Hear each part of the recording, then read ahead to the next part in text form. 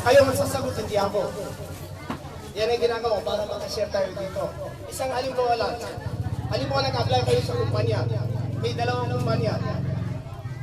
Bibigay sa inyo parehas ang sweldo, parehas ang oras trabaho, kumpleto, parehas ang advantage nila. Yung isang kumpanya, may tatlong amo. Yung isang kumpanya, may isang amo.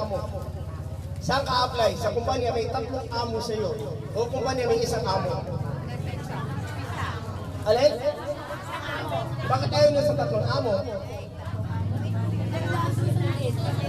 Dahil magulo. Dahil mahirap.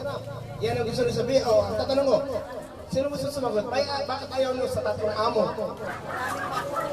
Maraming mautos. Maraming gulo. Maraming problema. O na yun, punta tayo sa Islam. Sa Islam, ang Diyos ay isa.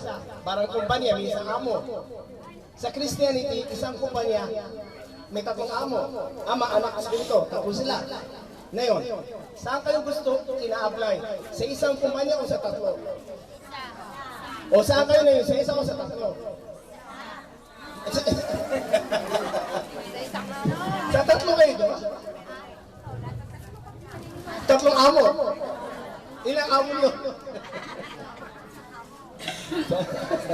Sige, kumana kayo muna sa merienda. Maraming salamat po sa inyo lahat. Dinadagdag, bigyan na rin.